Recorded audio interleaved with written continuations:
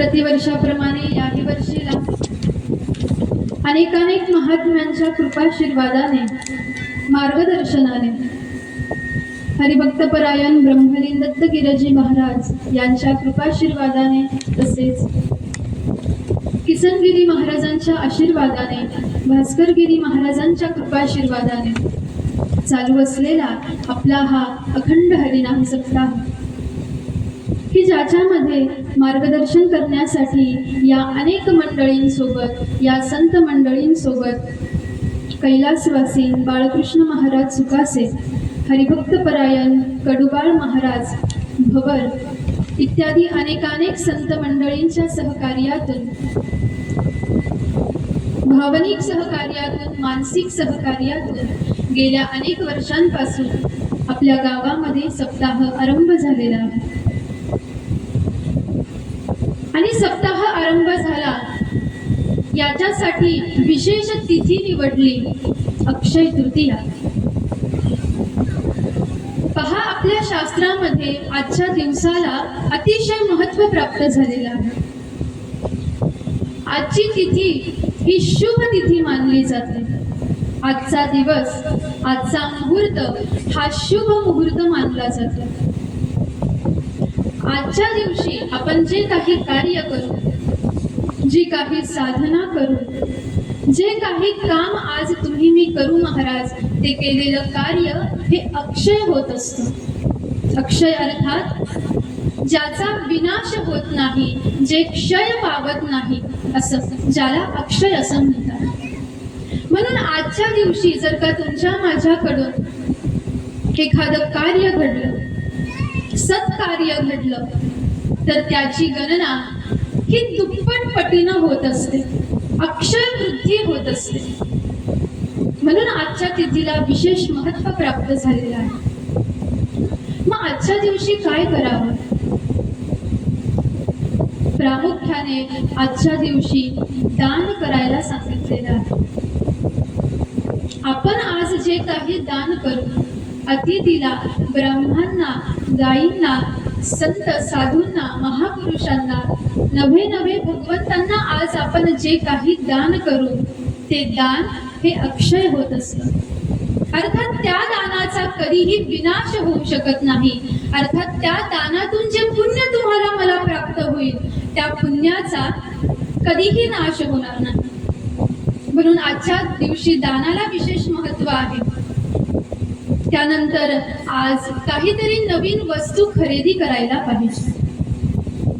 जे काही एखादी गरजेची वस्तू जर का तुम्हाला मला वाटत असेल, तर ती आजच्या दिवशी खरेदी करावी।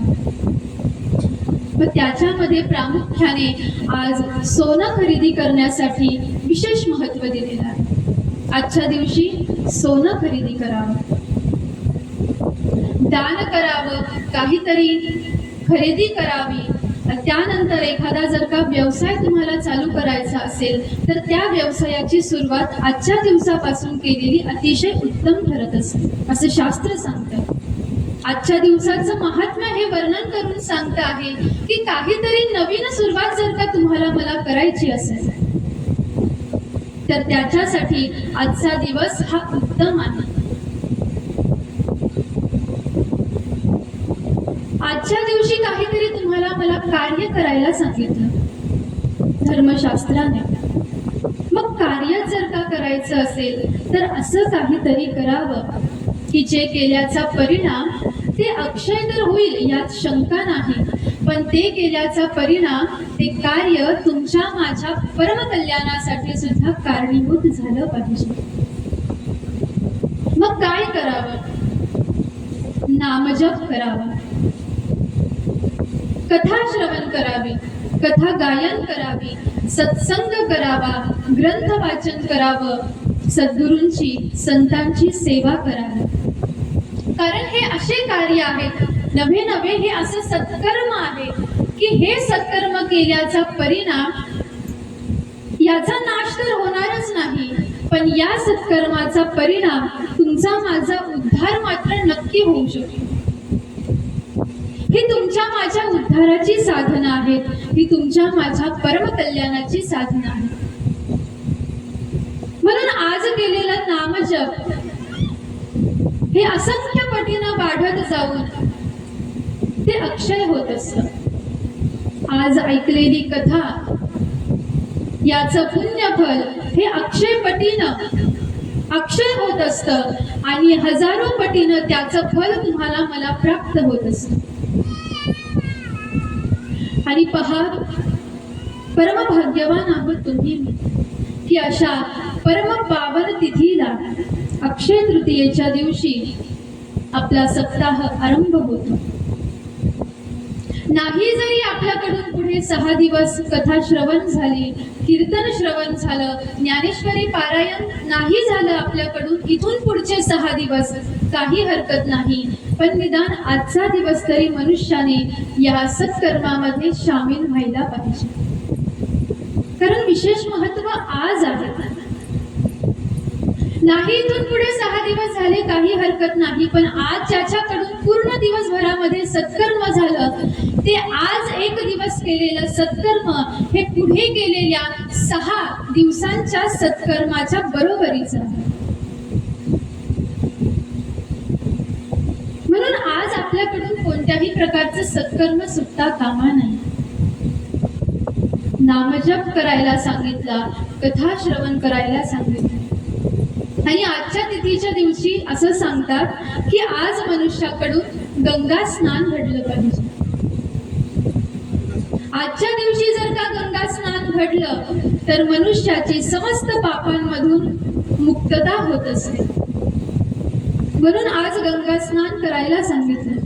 नाही आपल्याकडून शक्य होत काही हरकत नाही, कथा श्रवण करणे हे सुद्धा एक प्रकारचं गंगा स्नानच आहे। ज्या गंगेवरती तुम्ही मी जातो आपल्या शरीराचा मल स्वच्छ करण्यासाठी, आपल्या शरीराला देहाला जे पाप लागलेलं आहे, आपल्याकडून जे पाप झालेलं आहे त्या पापाचा नाश होण्यासाठी आपण गंगेजवळ जातो। गंगा काय करते? आपलं शरीर स्वच्छ करते आणि आपल्या पापाचा नाश करते। पण गंगेमध्ये एवढं सामर्थ्य नाही महाराज की आपल्या मनामध्ये असलेला मल, आपलं अशुद्ध असलेलं चित्त गंगा शुद्ध करेल। आपण शरीर तर रोज स्वच्छ करतो, पण गेल्या अनेक जन्मांपासून, गेल्या अनेक वर्षांपासून, जन्म झाल्यापासून तुमच्या माझ्या अंतःकरणामध्ये, तुमच्या माझ्या मनामध्ये जो मल साठलेला आहे, जी वासना साठलेली आहे, कुठेतरी कधीतरी दुसऱ्याचं अहित व्हावं या कल्पनेने ज्या वेळेला चित्त ग्रासलेलं असेल, तो तयार झालेला मल, ती अशुद्ध चित्तवृत्ती ही कधी स्वच्छ होईल? मन कधी शुद्ध होईल? त्याच्यासाठी मनुष्याने ऐकावी कथा। कुणाची कथा? देवाची कथा ऐकावी, साधूची कथा ऐकावी, संतांची कथा ऐकायला पाहिजे। आणि पहा, आपण भाग्यवान आहोत की अशा परमपवित्र तिथीवरती आपला सप्ताह आरंभ झालेला आहे आणि आज प्रभात समयापासून आपल्याकडून सत्कर्म सुद्धा आरंभ होऊन गेलेला आहे। ज्ञानेश्वरी पारायण घडलं, काकडा झाला, पंचपदी भजन घडलं आणि त्याच्या परिणाम स्वरूपाने आज इथून पुढे तुम्हाला मला 7 दिवस संतांचं स्वरूप ऐकायचं आहे, संत ऐकायचे आहेत। संत कसे असतात? संत काय करतात? संत कोण आहेत? आणि संतांची कथा का ऐकायला पाहिजे हे तुम्हाला मला आता इथून पुढे श्रवण करायचं आहे। पहा, लक्षात घ्या, या मृत्यूलोकामध्ये साधूचं एक पद असं आहे, संतांचं पद असं आहे, सद्गुरूंचं पद हे एवढं मोठं पद आहे महाराज की जे पद हे भगवंतांच्या पदाच्या सुद्धा उंच पद आहे। एवढं उच्चतम अशा प्रकारचं पद आहे साधू संतांचं। या पदामध्ये, साधू संतांमध्ये एवढं सामर्थ्य आहे की त्या सामर्थ्याच्या परिणाम स्वरूपाने तुमच्या माझ्या जीवनामधली असलेली समस्त पातकं ती नष्ट होऊन जातात. एवढं सामर्थ्य. पहा, तुम्ही मी श्रवण केलं की गंगा केवळ आपलं शरीर स्वच्छ करते. शरीर स्वच्छतेबरोबर ती आपलं पाप नष्ट करते.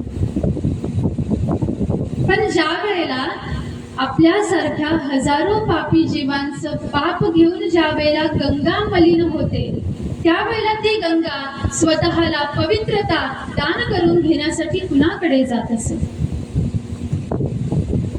त्यावेळेला गंगा जाते एखाद्या साधूकडे.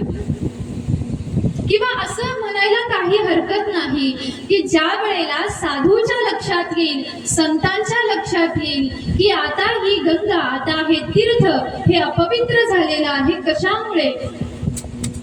पापी जीवांचं पाप आपल्याकडे घेतल्यामुळे ज्या वेळेला हे तीर्थ अपवित्र झालेलं आहे, त्यावेळेला स्वतःहून संत त्या तीर्थामध्ये स्नानासाठी जात असतात. गंगा साधू जवळ गेली काय? गंगा संतांजवळ गेली काय? आणि संत प्रत्यक्ष गंगेजवळ येऊन पोहोचले काय? परिणाम एक होणार आहे, पवित्रता. गंगा पवित्र होणार आहे.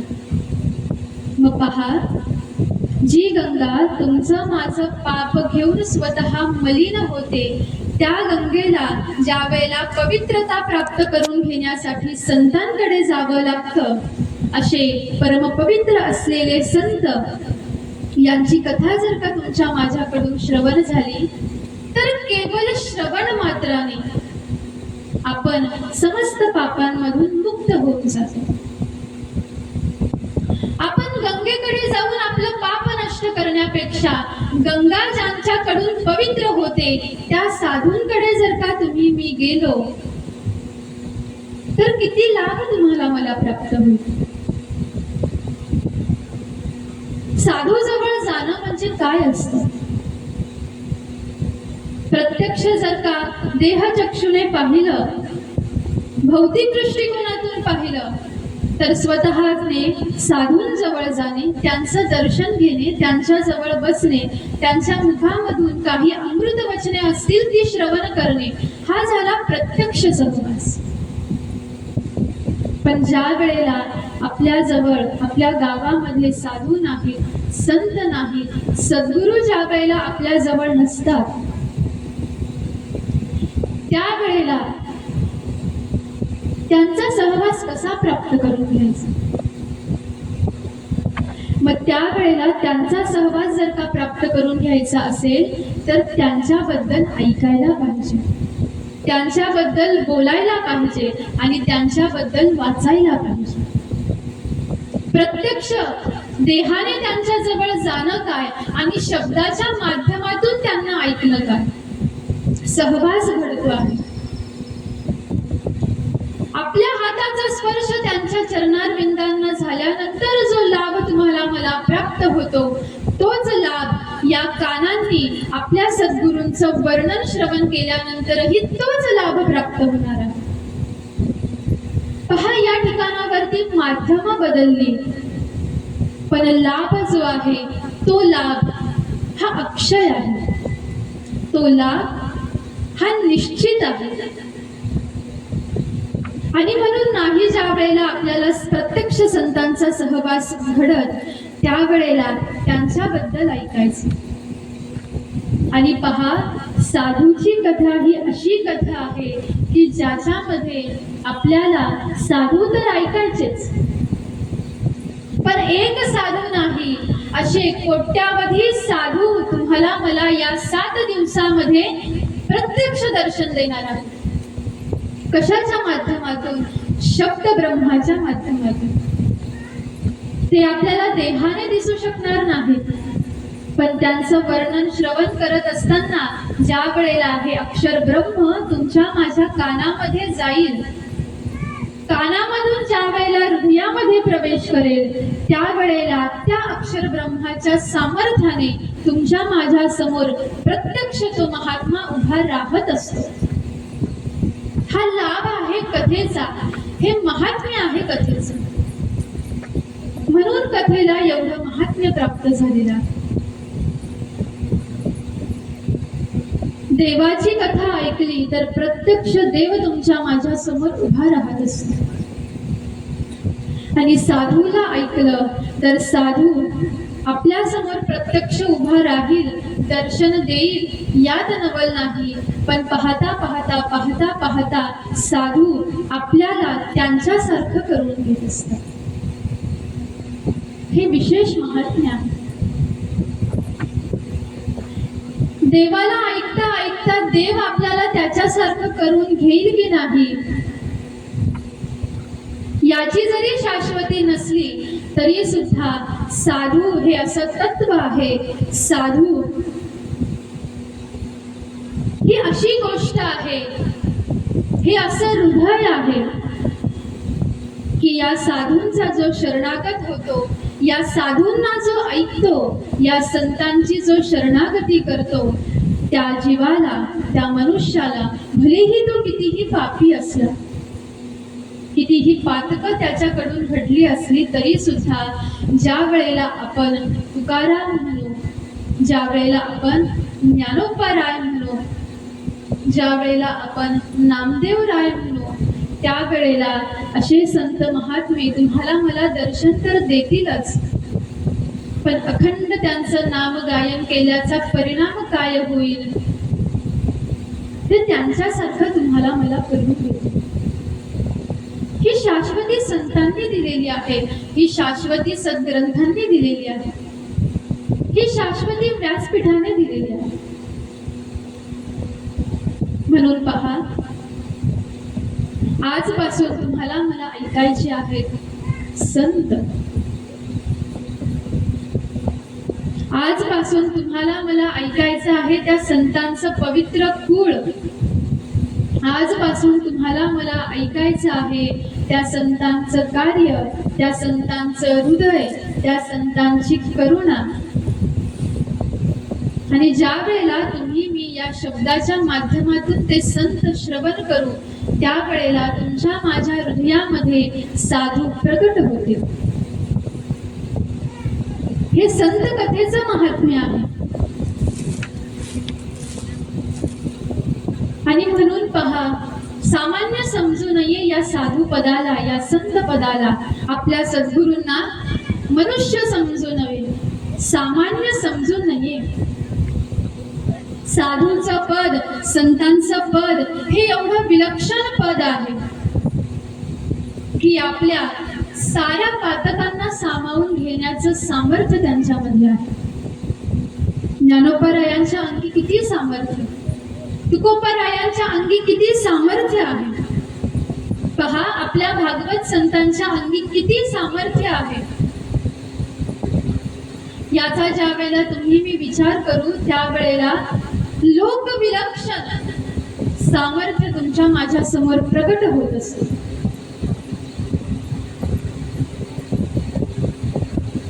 आजपर्यंत आपण अनेक वेळेला देवाची कथा श्रवण केली. आजपर्यंत आपण अनेक वेळेला श्रीमद भागवत श्रवण केलं असेल, देवी भागवत श्रवण केलं असेल, रामायण श्रवण केलेलं असेल, शिवपुराण श्रवण केलेलं असेल.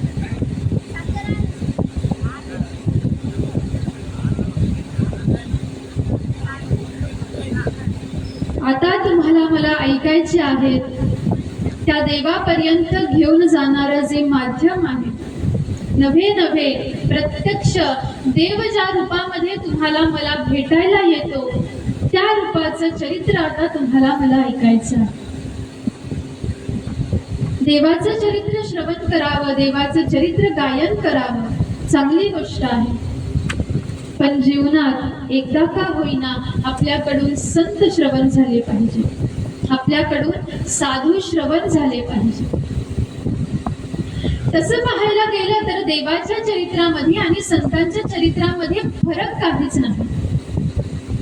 जो लाभ देवाचं चरित्र श्रवण करून होणार आहे, तोच लाभ संतांचं चरित्र श्रवण करून सुद्धा होणार आहे. कारण भगवंतच संत म्हणून अवताराला येतात आणि संतच भगवंत असतात. पहा, रूप जरी तुम्हाला मला वेगवेगळी दिसत असली तरी सुद्धा आतमध्ये जे तत्व आहे ते तत्व एक आहे आणि ते तत्व म्हणजे परब्रह्म तत्व.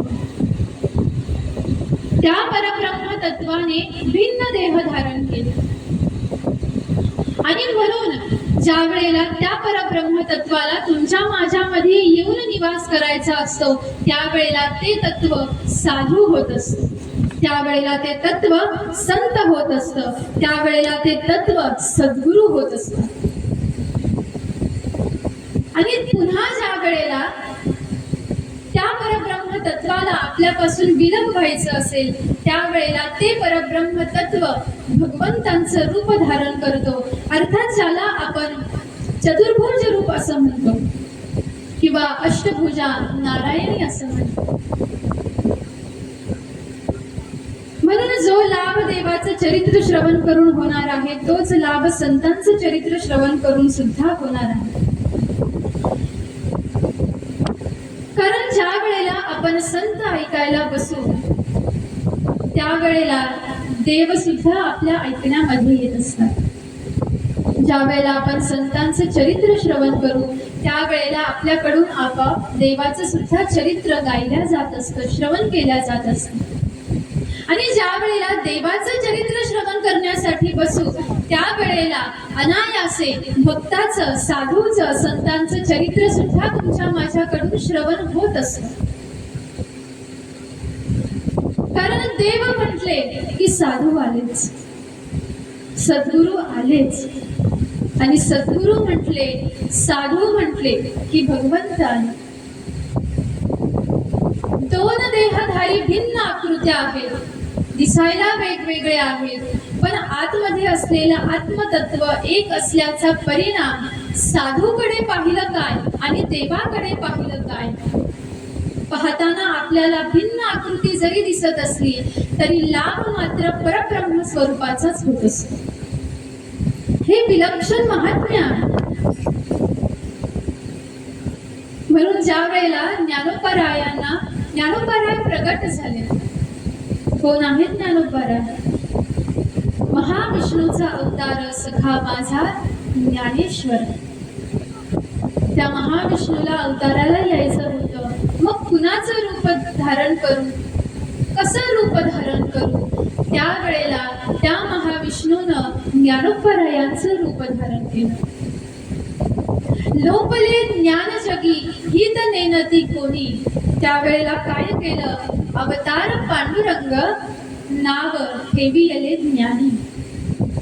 ज्या वेळेला त्या परब्रह्म स्वरूपाला अवतार घ्यायचा होता, पांडुरंगाला अवतार घ्यायचा होता, त्यावेळेला अवताराला आलेल्या आकृतीला नाव दिलं ज्ञानोबराय. निवृत्तीनाथ अवतार कुणाचे? सदाशिवाचा अवतार. सोपान काका अवतार कुणाचे? ब्रह्मदेवाचे अवतार. आणि मुक्ताबाई कुणाच्या अवतार आहेत? मुक्ताबाई आदिशक्ती, परांबिका, जगदंबेचा प्रत्यक्ष अवतार म्हणजे मुक्ताबाई आहे. म्हणून पहा, देव ऐकायचा, देव ऐकता ऐकता आपल्याला आता साधू ऐकायचे आहे. म्हणून साधूची कथा ऐकावी. देवाची कथा आपण इथून मागे पुष्कळ वेळेला ऐकली असेल. असं म्हणायला काही हरकत नाही महाराज की गेल्या अनेक वर्षांपासून काय करत होतात? रामायण. मग पहा, असं म्हणायला काही हरकत नाही की गेल्या अनेक वर्षांपासून रामरायाची सेवा करता करता करता करता तो रामराय यावर्षी तुमच्या माझ्यावरती कृपावंत झाला आणि त्या रामरायाने सांगितलं की तुम्हाला जर का माझ्यापर्यंत येऊन पोहोचायचं असेल तर मी तुम्हाला साधन देतो. आणि साधन दिली संत कथा. साधूची कथा साधन आहे. का साधन आहे? पहा, लक्षात घ्या, सहज जाऊन आजपर्यंत कुणालाही देवाची भेट झालेली नाही. इथून मागे जेवढ्या भक्तांनी जेवढ्या साधकांनी भगवंतांची प्राप्ती ज्यांना झाली, अशा साधकांकडे ज्या वेळेला तुम्ही मी पाहू, त्यावेळेला तुमच्या माझ्या हे लक्षात येईल. आणि इथून पुढे आपल्याला हेच ऐकायचं आहे. श्रीमद भागवतामध्ये प्रसंग वर्णन केला जातो राजा परीक्षितींचा, की राजा परीक्षितींना आता शाप प्राप्त झालेला आहे आणि राजा परीक्षिती वनामध्ये येऊन पोहोचले आणि विचार केला की आता 7 दिवसामध्ये माझा प्राण जाणार आहे. मग या 7 दिवसामध्ये मी असं काहीतरी करेल की ज्याच्या परिणाम स्वरूपाने पुन्हा मला जन्म घेण्याची आवश्यकताच पडणार नाही, अर्थात माझा उद्धार होऊन जाईल. मग उद्धार होण्यासाठी काय करावं लागतं? देवाची प्रसन्नता प्राप्त करून घ्यावी लागते. मग मला आता देवाला प्रसन्न करायचं आहे हा हेतू मनामध्ये घेतला आणि राजा परीक्षितींनी भगवंतांचं नाम गायन करण्यासाठी आरंभ केला. वनामध्ये जाऊन पोहोचलेले राजे परीक्षिती भगवंतांचं नाम गायन करत आहेत. पण ज्या वेळेला फलस्वरूपाकडे तुमचं माझं लक्ष जाईल, त्यावेळेला तुमच्या माझ्या लक्षात येईल की राजा परीक्षितींसमोर भगवंत प्रकट झाले नाही. भलेही राजे परीक्षिती भगवंतांचं नाम गायन करत होते, पण भगवंत न येता भगवंतांनी शुकदेवजी महाराजांना राजा परीक्षितींपर्यंत आणून पोहोचवले. कोण आहेत शुकदेवजी महाराज? राजा परीक्षितींचे सद्गुरू आहेत.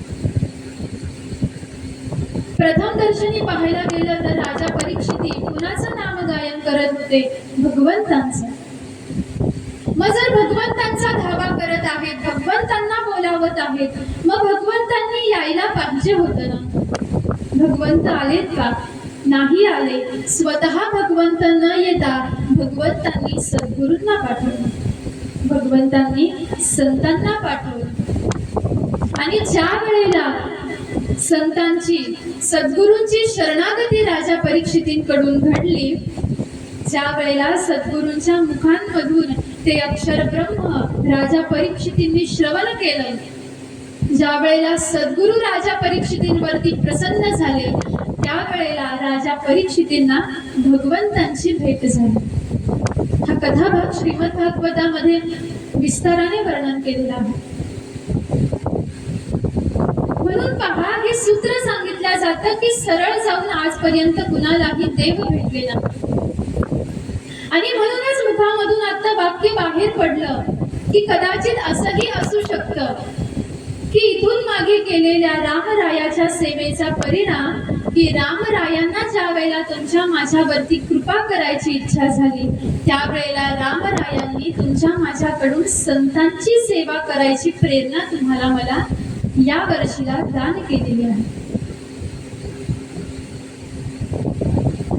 आता जर का आपण पूर्ण भक्ती भावनेने अंतःकरण पूर्वक जर का साधूची सेवा श्रवणाच्या माध्यमातून, संतांची सेवा, त्यांचं चरित्र जर का तुम्ही मी श्रवण केलं महाराज, तर निश्चितच तो रामराय, ते हनुमंतराय तुमच्या माझ्यावरती कृपावंत होतील. ही संतांची शाश्वती आहे, ही भगवंतांची शाश्वती आहे, ही सद्ग्रंथांची शाश्वती आहे. म्हणून ज्या वेळेला भगवंतांना कृपा करायची इच्छा होते, त्यावेळेला साधन देतात, त्यावेळेला माध्यम देतात. आणि माध्यम काय आहे? माध्यम सद्गुरू आहेत, माध्यम संत आहेत. राजे ध्रुव 5 वर्षाचे आहेत. ध्रुव बाळाचं चरित्र ज्या वेळेला श्रवण केलं राजा परीक्षितींनी, हे सूत्र या ठिकाणावरती शुकदेवजी महाराजांनी सांगितलेलं आहे की ध्रुव बाळांना इच्छा झाली की मला भगवंतांना प्रसन्न करायचं आहे. आईचा त्याग केला, वडिलांचा त्याग केला, वनामध्ये येऊन पोहोचले. हे लक्षात आलं भगवंतांच्या. भगवंतांना सुद्धा इच्छा झाली की मला माझ्या ध्रुवावरती आता कृपा करायची आहे. मग कशी कृपा करणार? त्यावेळेला भगवंतांनी नारदजी महाराजांना आदेश दिला. म्हटले, नारदा, माझा एक भक्त आहे मृत्यू लोकामध्ये. तो माझी भेट घेण्यासाठी सर्वसंग परित्याग करून वनामध्ये येऊन पोहोचलेला. जोपर्यंत तुझी भेट त्याला होणार नाही तोपर्यंत मी त्याच्यावरती कृपावंत होऊ शकणार नाही. म्हणून नारदजी महाराज, तुम्ही ध्रुव बाळाकडे जा, ध्रुव बाळाला अनुग्रहित करा आणि मला कसं प्रसन्न करतात हे ध्रुव बाळाला सांगा. ज्या वेळेला नारदजी महाराजांची आणि ध्रुव बाळाची भेट झाली, नारदजी महाराजांनी ज्या वेळेला ध्रुव बाळाला अनुग्रह मंत्र दान केला आणि अनुग्रह मंत्राचं अखंड गायन केल्याचा परिणाम केवळ 6 महिन्यामध्ये ध्रुव बाळावरती भगवंत प्रसन्न झाले. केवळ 6 महिने, 6 महिने अखंड भक्ती साधना केली, दिलेल्या अनुग्रह मंत्राचं अखंड गायन केल्याचा परिणाम केवळ 6 महिन्यामध्ये ध्रुव बाळांसमोर भगवंत प्रकट झाले. म्हणून पहा, परमार्थ करायचा, परमार्थ करायचा, देवाची भक्ती करायची म्हणजे काय करायचं असतं आणि तो देव कधी प्रसन्न होणार आहे तुमच्या माझ्यावरती. काही तर असं म्हणून जातात की आमचं उभं आयुष्य गेलं म्हटले देवाचं नाम गायन करण्यामध्ये, देवाची कथा ऐकण्यामध्ये, कीर्तन ऐकण्यामध्ये, पण अजून देव आमच्या समोर प्रकट झाला नाही. असं म्हणतात की नाही बरेच जण. म्हणजे म्हणतात त्यांनी एकदा विचार करून पाहावा की आजपर्यंत माझ्याकडून माझ्या समोर देव प्रकट झाला नाही. या उभ्या जीवनामध्ये, संपूर्ण आयुष्यामध्ये मी माझ्या सद्गुरूंची सेवा केली का? मी जर का सद्गुरूच केले नाही, आपण जर का सद्गुरूंची शरणागतीच केली नाही, अनुग्रहित जर का त्यांच्याकडून तुम्ही मी झालोच नाही महाराज, तर गेले हाच जन्म नव्हे तर गेले पुढचे हजारो जन्म जरी तुम्ही परमार्थ साधना केली तरी सुद्धा भगवंत सगुण साकार होत नाही. मग त्याच्यासाठी नाही एक वेळ तुमच्या माझ्याकडून भगवंतांचं नाम गायन झालं, काही हरकत नाही, पण सद्गुरूंचं नाम गायन झालं पाहिजे. सद्गुरूंकडून अनुग्रह प्राप्त करून घेतला पाहिजे, सद्गुरूंची सेवा झाली पाहिजे. काही तर असे साधक आहेत, काही असे भक्त आहेत महाराज की ज्यांच्याकडून केवळ काहीच क्षण, महिने सुद्धा नाही, दिवस सुद्धा नाही, काहीच क्षण आपल्या सद्गुरूंची सेवा केल्याचा परिणाम इतके परब्रह्म स्वरूप परमात्मा त्यांच्या समोर प्रगट झाला. याच्यासाठी त्यांना संपूर्ण आयुष्य झटावं लागलं का? नाही. नारदजी महाराजांचं चरित्र ज्या वेळेला श्रीमद भागवतामध्ये वर्णन केलं गेलं, नारदजी महाराजांना सुद्धा इच्छा झाली की मला आता भगवंतांची भेट घ्यायची आहे. इच्छा मनामध्ये उत्पन्न झाली आणि त्याच वेळेला साधूंचा संग घडला, संतांचा संग घडला. 4 महिने नारदजी महाराजांना आपल्या सद्गुरूंचा संग घडल्याचा परिणाम की भगवंत त्यांच्या समोर सगुण साकार झाले. आणि एक विलक्षण गोष्ट नारदजी महाराजांच्या चरित्रामध्ये मुख्यत्वाने गायन केली जाते. पहा, ज्या वेळेला आता नारदजी महाराजांचे सद्गुरू त्यांना प्राप्त झालेले आहेत, 4 महिने सत्संग घडला, नाम गायन झालं आणि ज्या वेळेला आता सद्गुरू आपल्या पुढच्या वाटेवरती निघणार त्यावेळेला नारदजी महाराजांनी सांगितलं, म्हटले गुरु महाराज मला सुद्धा तुमच्या सोबत यायचं आहे, मला या संसारामध्ये राहायचं नाही, तुम्ही कृपा करा माझ्यावरती आणि मला तुमच्या सोबत घेऊन चला. पण सद्गुरूंनी सांगितलं, म्हटले नारदा तुला आत्ताच माझ्यासोबत येता येणार नाही, मी तुला अनुग्रह मंत्र दान करतो, त्या मंत्राचं तू अखंड गायन कर आणि माझा आशीर्वाद आहे बेटा तुला की ते नाम गायन केल्याचा परिणाम तो भगवंत तुझ्या समोर सगुण साकार प्रकट होईल. आशीर्वाद दान केला.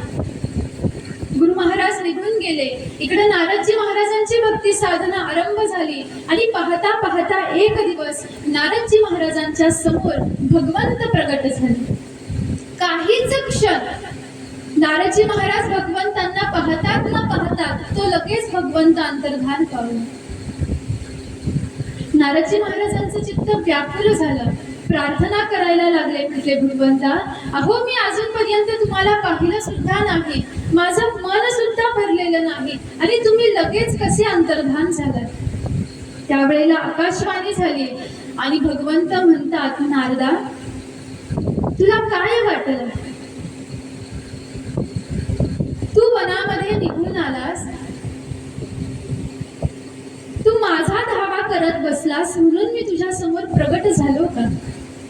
नाही नारदा, मी तुझ्या समोर प्रगट याच्यासाठी झालो की तुझ्या सद्गुरूंनी तुला आशीर्वाद दिलेला होता की भगवंत तुझ्या समोर सगुण साकार प्रगट होते.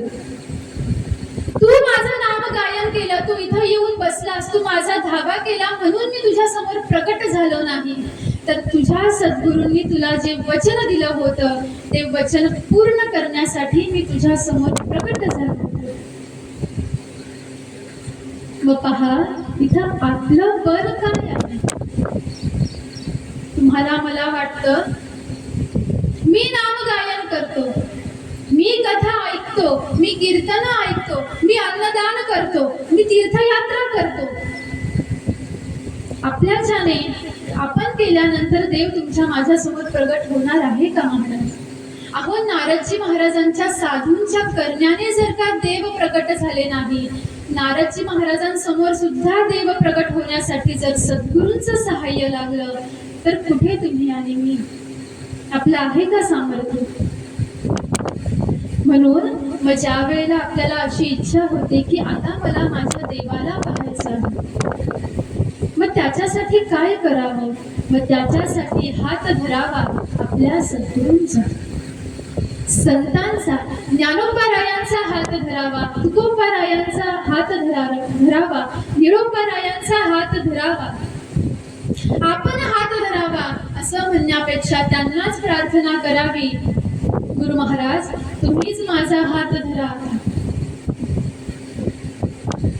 पहा, आपण एखादं लहान लेकरू आहे, रस्त्यानं वाटचाल करतो आहे, त्या लहान लेकराने आता त्या लहान लेकराला रस्ता ओलांडायचा आहे, रस्त्याच्या पलीकडे जायचं आहे.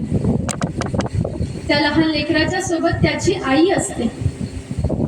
रस्त्याच्या कडेकडेने जात असताना ज्या लेकराने आपल्या आईचं बोट धरलेलं असतं, आईचं बोट धरून जे लेकरू चाललेलं आहे, आता रस्ता पार करायचा आहे, रस्ता ओलांडायचा आहे, त्या वेळेला ते लेकरू काय करतं?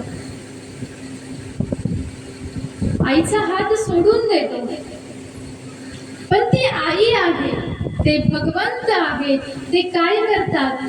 जरी लेकराने त्यांचं बोट धरलेलं असलं तरी सुद्धा ते त्याचं बोट काढून घेतात आणि आपला स्वतःच्या हाताने त्याचा संपूर्ण हात धरतात आणि मग त्याच्याकडून रस्ता पार करून घेतात.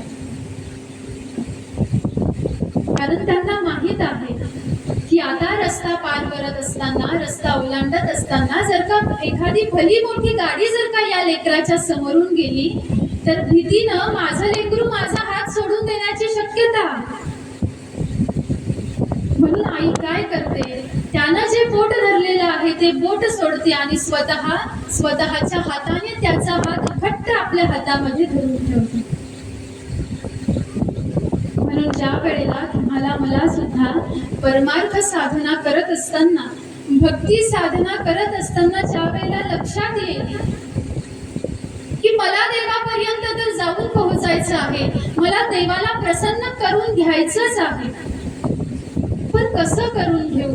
मग त्या वेळेला जर का तुम्ही मी साधूंकडे गेलो, सद्गुरूंकडे गेलो, त्यांची शरणागती केली आणि त्यांना जर का प्रार्थना केली तर ती माऊली, ती आई तुमचा माझा हात धरते आणि तुम्हाला मला हा भवसागर पार करून त्या परब्रह्म तत्वापर्यंत नेऊन पोहोचवत असते.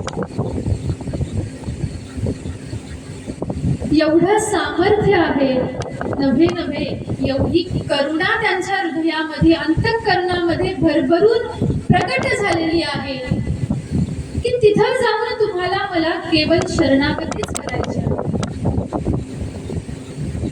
पहा, लक्षात घ्या, एक सूत्र साधू संत सांगतात, सद्ग्रंथ सांगतात, देव कसा आपलासा केला जातो. देव आपलासा करायचा असेल तर याच्यासाठी तीर्थयात्राच करावी असं लागत नाही. याच्यासाठी केवळ अन्नदानच करावं लागत नाही. याच्यासाठी केवळ कथा श्रवणच करावी लागत नाही. प्रथम दर्शनी पाहिलं तर हे सारे काही साधन करायला हवे. पण हे साधन करत असताना ज्या वेळेला मनामध्ये इच्छा आहे की मी हे जे काही करतो हे मी त्या देवाच्या प्राप्तीसाठी करतो, त्यावेळेला करत असताना हृदयामध्ये प्रेम पाहिजे. कुणाबद्दल? भगवंतांबद्दल. तुम्हाला मला इच्छा झाली, मला अन्नदान करायचं. मग अन्नदान करत असताना या भावनेनं करायचं की मी केलेलं अन्नदान हे माझ्या देवाला जेवू घालण्यासाठी.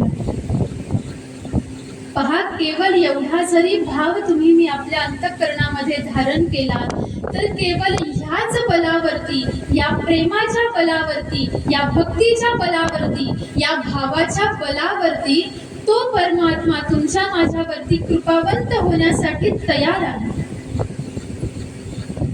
याच्यासाठी तुम्हाला मला काही काबाड कष्ट करावे लागतात, स्वतःच्या शरीराला थकवून घ्यावं लागतं असं नाही महाराज. एकच गोष्ट करायची, त्याच्या प्रत्यर्थ जे काही करत असताना प्रेम भावनेतून करायचं. कथा ऐकायची इच्छा आहे, कथा ऐकत असताना एक प्रार्थना की मी हे जे ऐकू आहे हे मी टाइमपास म्हणून ऐकत नाही, मला घरामध्ये करमत नाही म्हणून मी इथं येऊन बसलो असा भाव नाही महाराज. मी हे ऐकतो आहे, मला माझ्या देवाला माझ्या समोर सगुण साकार करून घ्यायचं आहे म्हणून मी कथा ऐकण्यासाठी आलेलो आहे. आणि पहा, केवळ हाच भाव धारण करून जर का तुम्ही मी 7 दिवस कथा ऐकली तर कथेच्या सप्तम दिनी निश्चित परमात्मा तुमच्या माझ्या समोर प्रगट होईल. या सद्ग्रंथामध्ये असे अनेक महात्मे होऊन गेले महाराज की त्यांनी केवळ 7 दिवस कथा ऐकली तर त्यांचा उद्धार होऊन गेला. आणि श्रीमद भागवत हा असा सद्ग्रंथ आहे की या ग्रंथामध्ये केवळ भक्त, केवळ भक्त. मग कुणाचा उद्धार काही क्षणामध्ये झाला, कुणाचा उद्धार 6 महिन्यामध्ये झाला, कुणाचा उद्धार 7 दिवसामध्ये झाला आणि कुणाचा उद्धार सद्गुरूंचं रूप पाहता पाहता झाला. म्हणून ऐकायला पाहिजे, म्हणून देव ऐकावे आणि याच्याही पुढे जाऊन साधू ऐकावे. म्हणून पहा, आपला विषय चाललेला होता की रूप जरी 2 असले तरी सुद्धा अंतर मात्र काहीच नाही. हरी तेथे संत, संत तेथे हरी, ऐसे वेदचारी बोलतात. आपण संतांना ऐकलं तरी आपण भगवंतांनाच ऐकत असतो आणि आपण भगवंतांना जरी ऐकलं तरी आपण संतांनाच ऐकत असतो. म्हणून देवाची कथा ऐकता ऐकता आता तुम्हाला मला संधी प्राप्त झालेली आहे साधूची कथा ऐकण्याची. आणि पहा, कशासाठी ऐकायचं असतं संत चरित्र, कशासाठी ऐकायचं असतं साधूचं चरित्र, कशासाठी ऐकायचं असतं सद्गुरूंचं चरित्र. ज्या वेळेला तुम्ही मी आपल्या सद्गुरूंचं चरित्र श्रवण करण्यासाठी विराजमान हो त्यावेळेला आपल्या सद्गुरूंनी कशा प्रकारे भक्ती साधना केली, आपल्या सद्गुरूंनी कशा प्रकारे परमार्थ साधना केली, आपल्या सद्गुरूंची नामनिष्ठा कशी होती, आपल्या सद्गुरूंचं वैराग्य कसं होतं, आपल्या सद्गुरूंचा त्याग कसा होता, आपल्या सद्गुरूंच्या जीवनामध्ये आलेले सुख दुःखादी प्रसंग कसे होते, हे तुम्हाला मला कधी कळेल जेव्हा आपण त्यांच्याबद्दल ऐकू.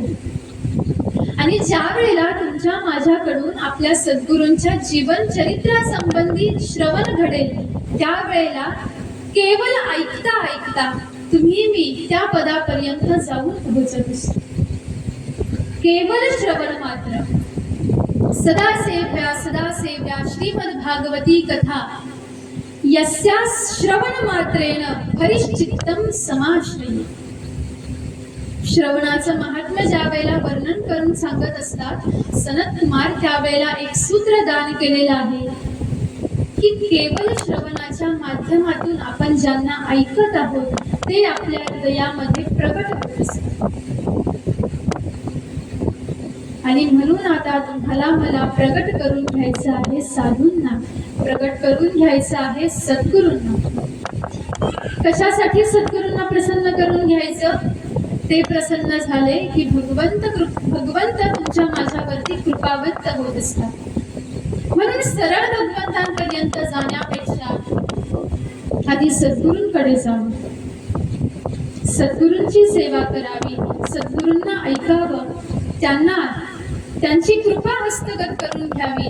आणि मग आपण जरी नाही म्हटलं तरी सुद्धा न बोलावता तो परमात्मा तुमच्या माझ्या समोर प्रगट होतो.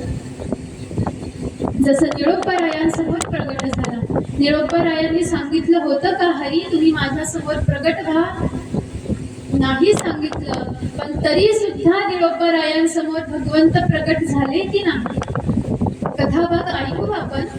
त्यावेळेला हे सूत्र तुमच्या माझ्या लक्षामध्ये येईल. म्हणून देवाची कथा, म्हणून साधूची कथा. आणि पहा, परम भाग्यवान आहोत तुम्ही मी की आपल्या प्रांतामध्ये असे साधू होऊन गेले, असे महात्मा होऊन गेले, असे सद्गुरू होऊन गेले, असे विलक्षण पुरुष होऊन गेले ज्यांचं नाव नभे नभे, ज्यांच्या कृपेच्या छत्राखाली तुमचं माझं जीवन चाललं. परमपूज्य आदरणीय सद्गुरू श्री किसनगिरी बाबा,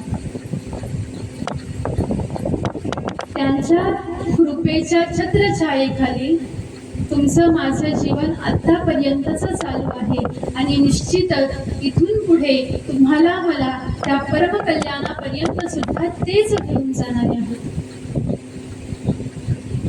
ते या मृत्यूलोकामध्ये प्रगट झाले कशासाठी? तुम्हाला मला तुमच्या माझ्याकडून भक्ती साधना व्हावी. तुमच्या माझ्यासारखे जे पापी जीव आहेत, जे पामर जीव आहेत, जे विषयी जीव आहेत, त्यांच्याकडून भगवंतांचं नाम गायन व्हावं, त्यांच्याकडून भगवंतांची सेवा व्हावी, त्यांच्याकडून सत्कर्म घडावं. याच्यासाठी ते परब्रह्म तत्व अवताराला आलं आणि त्या परब्रह्म तत्वाने नाम धारण केलं किसनगिरी.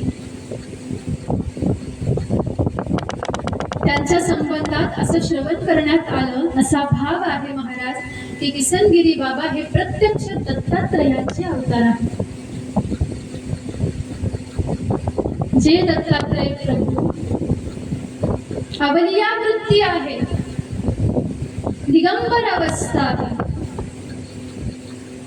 अनुसूया मातेवरती कृपा करण्यासाठी ज्यांनी रूप धारण केलं, यदू सारख्या राजाला ज्यांनी उपदेशाच्या माध्यमातून जीवनाची सूत्र सांगितली, परमार्थाची सूत्र वर्णन करून सांगितली, त्या अवधूत राजांना ज्या वेळेला तुमच्या माझ्यावरती कृपा करायची इच्छा झाली, त्यावेळेला ते अवधूत राजे प्रगट झाले किसनगिरी रूपामध्ये.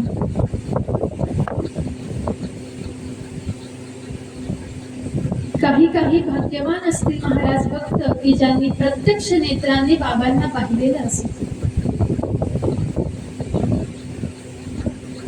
पण काही काही माझ्यासारखे अभागी आहेत की मी त्यांना पाहिलं पण मूर्ती रूपात पाहिलं, अचेतन रूपात पाहिलं. भलेही तत्वबोधाचा विचार केला, तत्वज्ञानाचा विचार केला तर चराचरामध्ये तेच आहे. आणि असंही म्हणायला काही हरकत नाही. पहा, की देवगडमध्ये प्रवेश केल्यानंतर जी चलसृष्टी तुमच्या माझ्या दर्शनाला प्राप्त होते, तो दिसणारा प्रत्येक जीव, प्रत्येक वृक्ष, प्रत्येक प्राणी, त्या वृक्षामध्ये असलेली सजीवता, त्या देवगडच्या प्रत्येक मूर्तीमध्ये, प्रत्येक वास्तूमध्ये असलेलं लोकविलक्षण चैतन्य म्हणजे किसनगिरी बाबाच आहे. तसं पाहायला गेलं तर या मृत्यूलोकामध्ये मंदिरं काही कमी नाही, देवालये काही कमी नाही, पण जे चैतन्य देवगडला गेल्यावर प्रत्यक्ष अनुभवायस येतं तेच चैतन्य पंढरपुरामध्ये सुद्धा. मग पहा, पंढरपुरामध्ये जाऊन जर का त्या चैतन्याचा अनुभव होतो, द्वारकेमध्ये जाऊन जर का ते चैतन्य तुम्हाला मला अनुभवास येतं, आणि तेच चैतन्य जर का देवगडमध्ये सुद्धा तुम्हाला मला अनुभवास येत असेल तर ते काही सामान्य नाही. कारण त्या प्रत्येक अणुमध्ये, रेणूमध्ये, प्रत्येक कणामध्ये ते परब्रह्म स्वरूप व्याप्त झालेलं आहे. आणि ते परब्रह्म स्वरूप कोणत्या रूपाने व्याप्त झालं? बाबांच्या रूपाने व्याप्त झालेलं आहे. त्या भूमीवरती बाबांच्या चरणाचा स्पर्श त्या भूमीला झाला. त्या भूमीमध्ये जेवढे काही वृक्षलता वेली आज तुम्हाला मला हिरवीगार, स्वच्छ आणि टवटवीत दिसतात, याच्यामध्ये जे चैतन्य आहे त्यांना जे प्रफुल्लित करण्याचं सामर्थ्य जर का कुठून प्राप्त झालं असेल तर ते सामर्थ्य बाबांच्या चरणांचा स्पर्श झाल्याच्या परिणाम स्वरूपाचा. त्या भूमीवरती बाबा वावरल्याचा परिणाम की त्या भूमीमध्ये उगणारे जेवढे काही लहान गवत जरी असलं तरी ते गवत, त्या गवताला सुद्धा त्यांच्या स्वरूपाचा अनुभव प्राप्त झालेला आहे.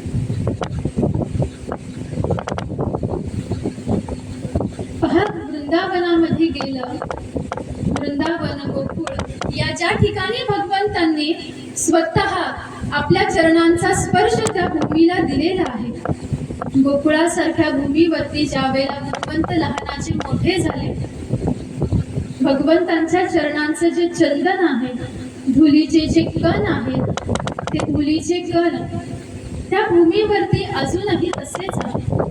भलेही काल बदलला, भलेही परिस्थिती बदलली, पण तरी सुद्धा जे चैतन्य जसं गोकुळामध्ये आहे तेच चैतन्य आज देवगडमध्ये सुद्धा तुम्हाला मला पाहायला भेटतं, अनुभवायला भेटतं.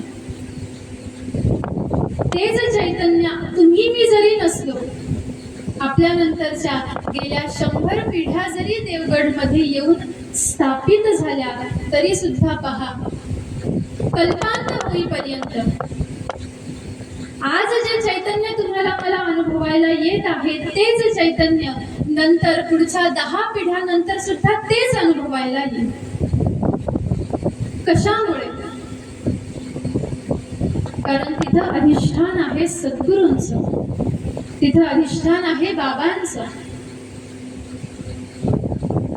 त्या परिसरामध्ये वाढलेल्या सजीवतेने त्यांचा आवाज ऐकलेला, त्या परिसरामध्ये वावरत असलेल्या प्रत्येक जीवाने त्यांच्या चरणांचा स्पर्श घेतलेला. ज्या वेळेला बाबा गडावरती असलेले काही प्राणी असतील, ज्या वेळेला त्यांना चारा टाकायचे, माधुकरी मागून आल्यानंतर माधुकरीमध्ये जर का चारा प्राप्त झाला तर तो चारा बाबा जनावरांना टाकायचे, प्राण्यांना टाकायचे. भाकरी जर का प्राप्त झाली तर काही भाकरी माशांना, काही भाकरी कुत्र्यांना खाऊ घालायचे. पहा, आता तुम्ही म्हणताल की बाबांच्या काळामध्ये त्यांनी त्या कुत्र्यांना, त्या माशांना, त्या प्राण्यांना खाऊ घातलेलं आहे. मग आता सुद्धा ते तिथंच असतील का? संत ग्रंथांचं चरित्र श्रवण केल्याचा परिणाम किंवा जरासं काही सदशास्त्रांचं अध्ययन झाल्याच्या परिणाम स्वरूपाने याची शाश्वती आहे की ते जीव आजही तिथंच आहे. कशामुळे मी हे म्हणते आहे? जोपर्यंत बाबा तिथं आहेत तोपर्यंत बाबांनी ज्यांच्यावरती कृपा केली ते सारे जीव मुक्त अवस्थेला प्राप्त होऊन सुद्धा बाबांच्या चरणांजवळ आहे. कारण हा सिद्धांत आहे पहा, ज्या वेळेला एखादा साधक सद्गुरूंवरती अमाप प्रेम झालेला आहे, जीवनभर सद्गुरूंची सेवा केली आणि सद्गुरूंच्या कृपाशीर्वादाने सद्गुरूंनी ते ज्ञान, ते तत्वज्ञान, ते परब्रह्म स्वरूपाचं ज्ञान त्या साधकाला दिलेलं आहे आणि त्या ज्ञानाच्या परिणाम स्वरूपाने तो साधक सुद्धा त्याच अवस्थेपर्यंत जाऊन पोहोचला जी अवस्था त्याच्या सद्गुरूंना प्राप्त झाली. आता त्याचे सद्गुरू त्याच्या जवळ नाहीत, सदेह दृष्टी नाही, देह धारण करून सद्गुरू नाहीत. आणि आता ज्या वेळेला त्या साधकाचा सुद्धा प्राण जाण्याची वेळ येईल त्यावेळेला साधकाचाही प्राण गेला, देह दोघांनी सुद्धा सोडून दिले, पण दोघांमध्ये असणारं जे आत्मतत्व आहे ते आत्मतत्व एक आहे.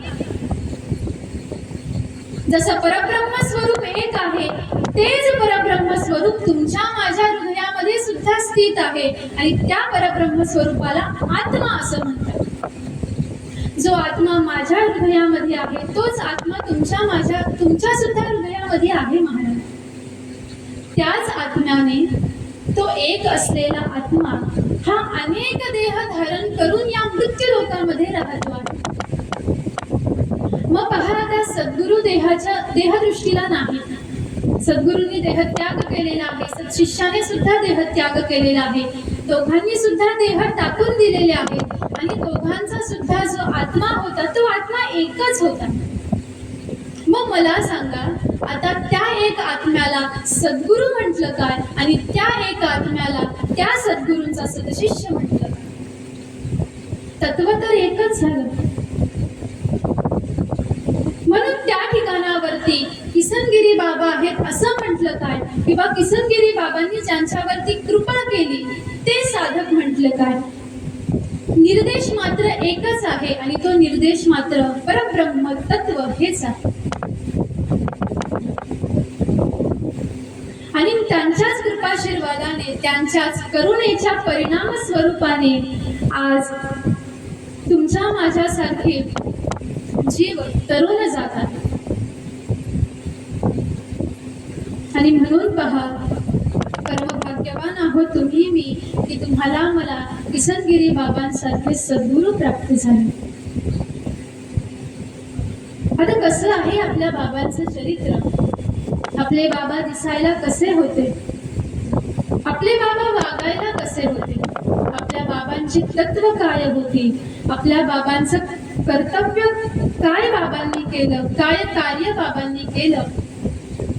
आणि तुमच्या माझ्यासाठी काय अनमोल ठेवा आपल्या बाबांनी आपल्याला दान केलेला आहे हा सारा कथाभाग तुम्ही मी सुद्धा श्रवण करू. बाबांच्या कृपेने उद्याच्या सत्रामध्ये झालेली सेवा गुरु महाराजांच्या चरणी समर्पित करते आणि देऊ या ठिकाणावरती आजच्या सेवेला निमित्त मात्राला पूर्ण विराम. सद्गुरुनाथ महाराज की जय.